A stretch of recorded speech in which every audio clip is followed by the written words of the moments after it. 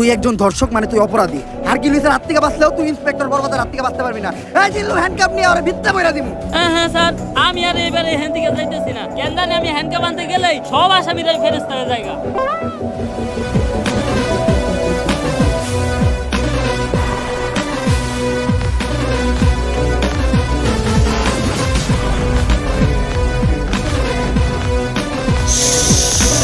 Sir এনে গাঞ্জা বেচা হইতাছিল।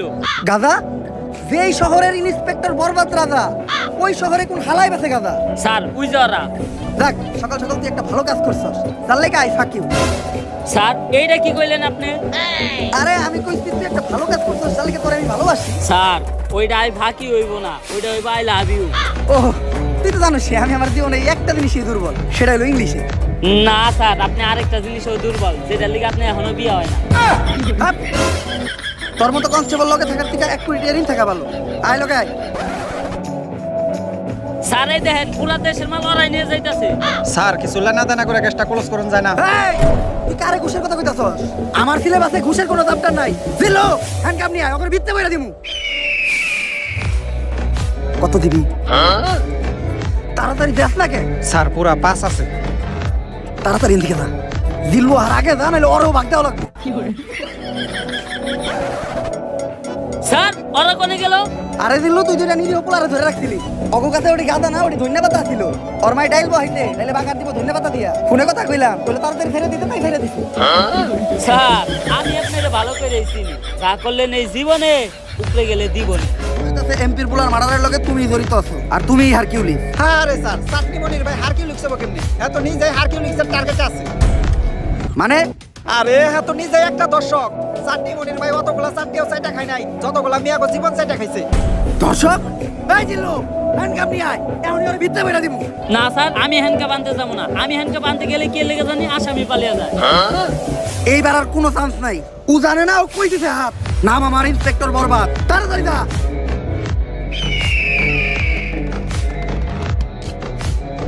হারকিউলিসের হাত থেকে তোরে বাঁচামু, আর তোর ধর্ষণের মামলা খালাসও করবো।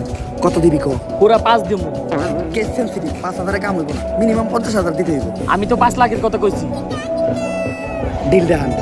টাকা নিয়ে যে জায়গায় থাকতে কমু, ওই জায়গায় থাকতে। হারকিউলিস তোর একটা তুলো শিখতে পারবো না। জিল্লু হার আগে তাড়াতাড়ি যা, নয়তো করে বাগ দেওয়া লাগবো। তাড়াতাড়ি যা, তাড়াতাড়ি যা। স্যার ওরা গেল কই? আরে বেটা তুই সবসময় খালি নিরপরাধ মানুষের কাছে নিয়ে হতো আমার। চাটনি মনির নিঃসন্দেহে একটা নিষ্পাপ মানুষ, দুধের শিশু। ওর মায় ফিটার বানিয়ে রেখে দিতে, দুপুরবেলা বাসায় দিয়ে ফিটার খাইব। এর লেগে ওরে তাড়াতাড়ি পাঠাই দিলাম। আরে স্যার, যা করলেন এই জীবনে উপরে গেলে দিবনি। একজন ধর্ষক মানে তুই অপরাধী। হারকিউলিসের হাত থেকে বাঁচলেও তুই ইন্সপেক্টর বরবাদের হাত থেকে বাঁচতে পারবি না। এই জিল্লু হ্যান্ডকাপ নিয়ে ওরে ভিত্তে বইরা দিমু। হ্যাঁ স্যার, আমি আর এবারে এখান থেকে যাইতেছি না। কেন জানি আমি হ্যান্ডকাপ আনতে গেলেই সব আসামিরাই ফেরেস্তার জায়গা। সুলছিরুরা 3 দিন হয়ে গেছে একটা কেসের দায়িত্ব দিছি, এখন পর্যন্ত কেসটাই সমাধান করালা না। নতুন করে এই শহরে আরো 3টা মার্ডার হয়ে গেছে। চুল ফালাইছে। 3 জন বড় বড় নেতার গুলো মার্ডার হইছে। যে চাপে আছি এখন আমার পাতলা পায়খানার মধ্যে আগে কষা হইতাছে। কি করবো স্যার? এই হারকিউলিস এমন ভাবে মার্ডার করে, ও কোনো প্রমাণই রাখে না, যেটা দ্বারা আমরা ওরে খুঁজে পাবো।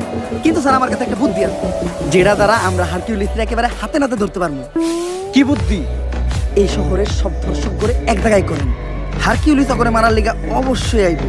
তখনই আমরা হারকিউলিসকে ধইরালাম আর ও মারাটা খাইব। বরবাদ, তোর কথা মতো এই শহরের সব দর্শক করে নিয়ে আইছি। স্যার ওগুলো বাইরে রাখাটা সেফ না। হারকিউলিস যে কোনো সময় ওগুলো উপরে হামলা করতে পারে।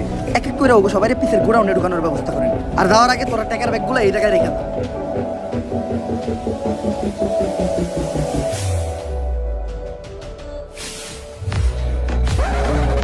স্যার বাইরে তো আমরা আছি, ওদের ভিতর থেকে সেফটি দেওয়ার লেগেও কাউরে দরকার। আর যেটা আমাকে মতো 5 পুলিশ অফিসার দিয়ে হইব না, আপনার মতো সাহসী আর যোগ্য একজনের দরকার।